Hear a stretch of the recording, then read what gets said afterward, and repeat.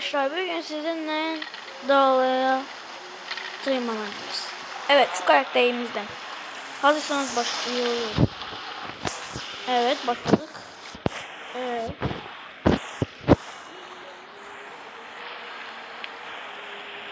Anlamadım. Şuna mı basacağız? Ne yapacağız lan? Buna mı basacağız? Ne yapacağız? Nasıl baş... Aa. Gördüm. Ne bakalım lan şeyi. Karakter diyor. Ne yapacağız bak. Efsane. Hayır.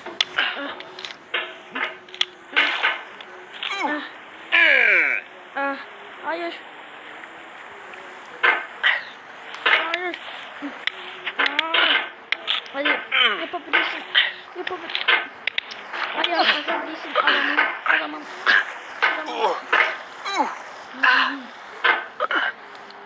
Oğlum sen geri zekalı bir karakter. Oğlum neden böyle yapıyorsun? Oğlum nasıl bir karakter? Oğlum aptal mısın sen?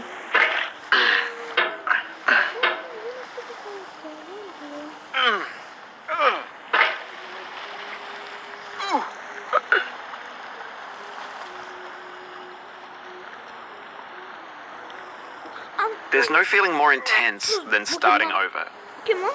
If you deleted your homework the day before it was due, as I have, or if you left your wallet at home and you have to go back after spending an hour in the commute.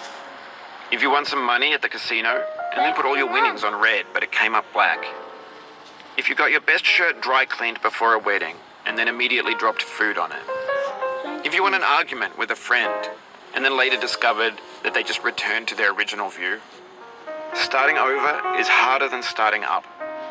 If you're not ready for that, like if you've already had a bad day, then what you're about to go through might be too much. Feel free to go away and come back. I'll be here.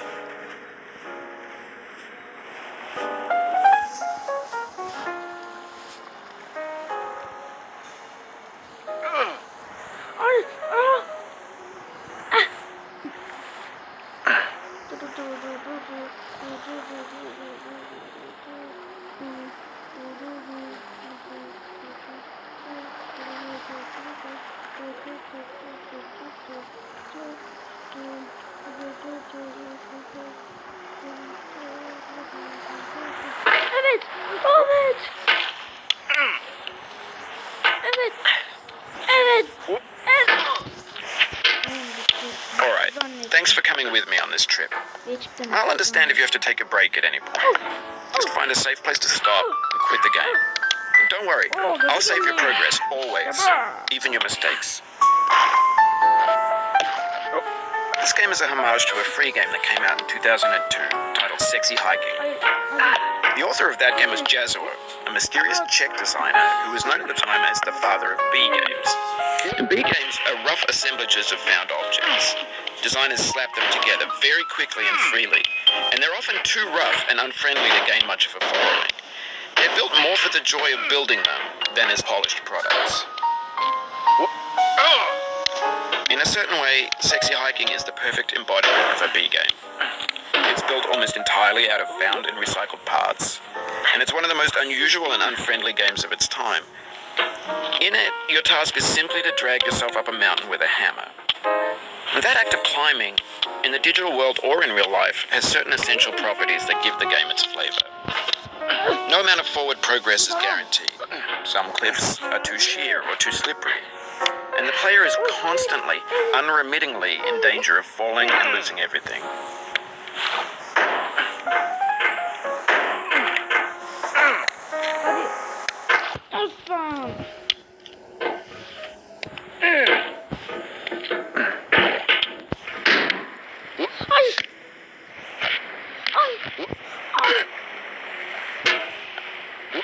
Evet, şu anda öfke yaşıyorum.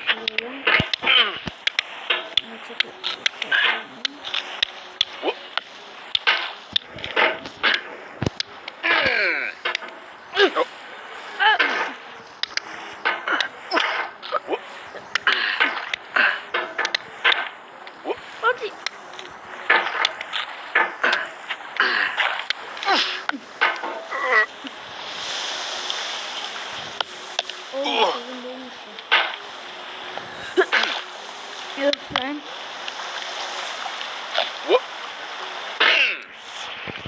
Bir şey söyleyeyim.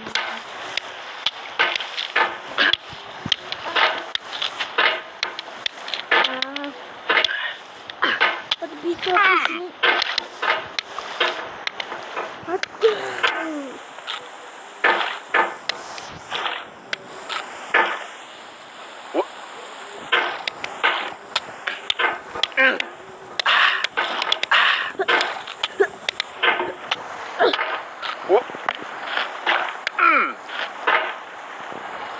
Hadi, hadi, ama, hadi.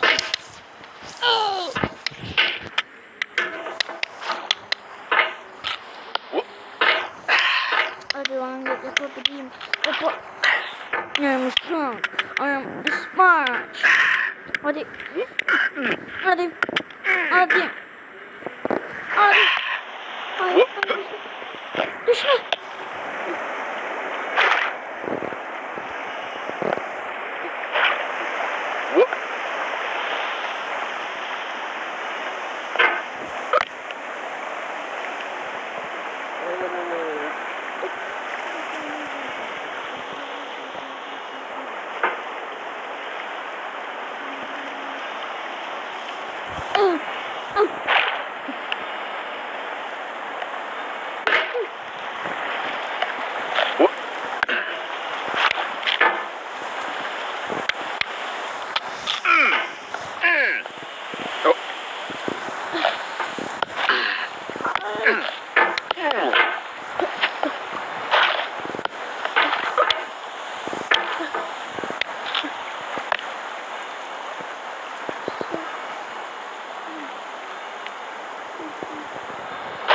Evet. Evet. Evet.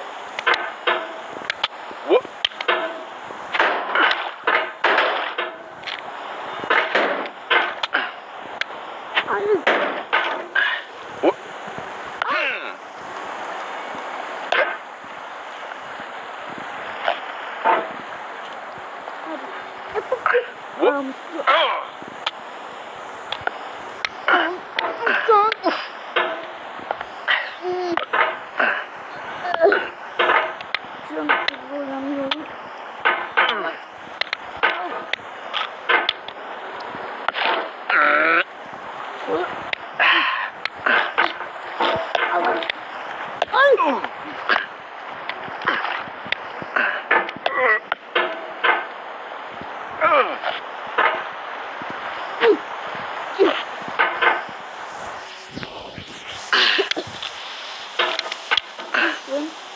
Unuttuk.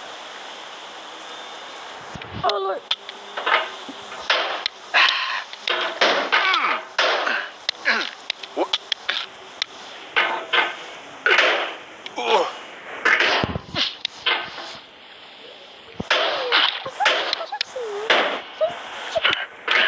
Evet.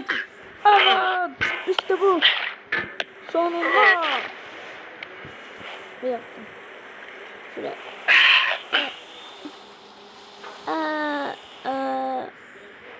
Ne yapacağım şimdi ben?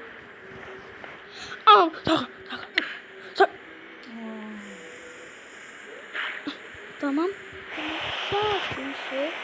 Sakin.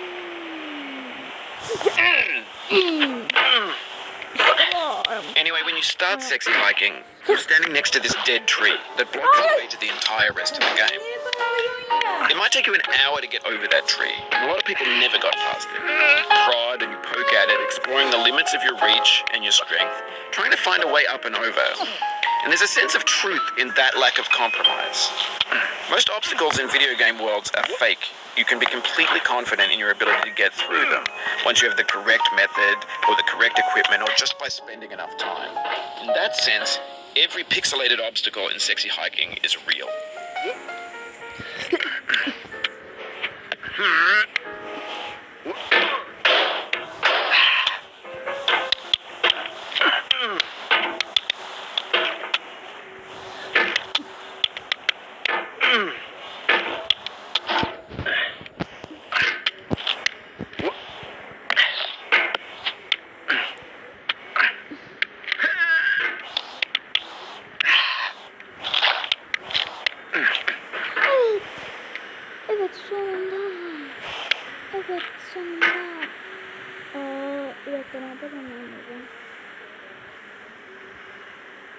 Hayır.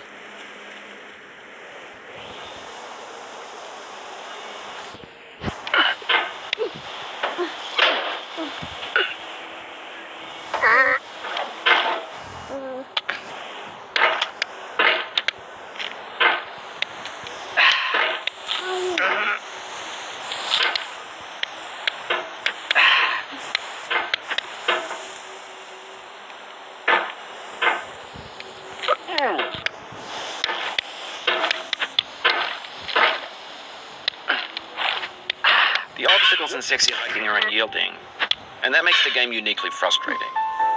But I'm not sure Jazzo intended to make a frustrating game. The frustration is just essential to the act of climbing, and it's authentic to the process of building a game about climbing. A funny thing happened to me as I was building this mountain. I'd have an idea for a new obstacle, and I'd build it, test it, and it would usually turn out to be unreasonably hard. But I couldn't bring myself to make it easier. It already felt like my inability to get past a new obstacle was my fault as a player rather than as a builder.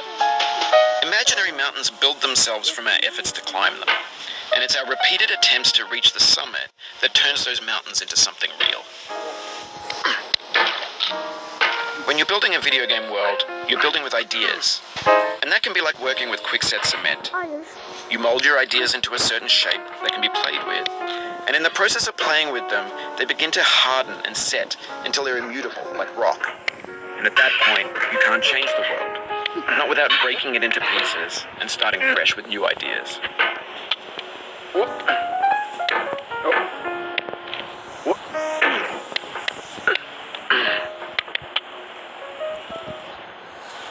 Evet.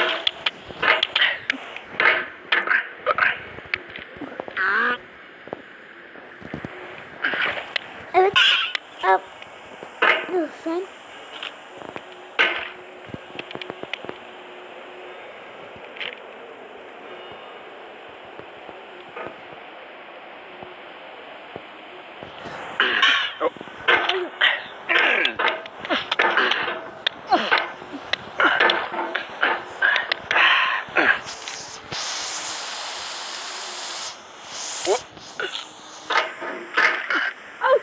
Oh, you just lost a lot of progress. That's a deep frustration, a real punch in the gut.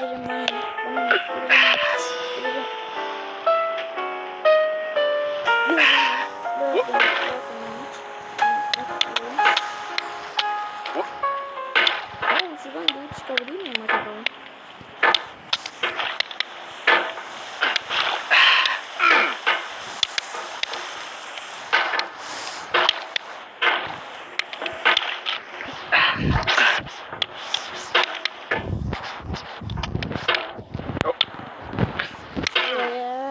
Ben çıkıyorum lan. Çıkıyorum lan. Bana ne ya? Bana ne? Allah Allah. Arkadaşlar videoyu bir saniye duracağım. Yeni oyun iniyor.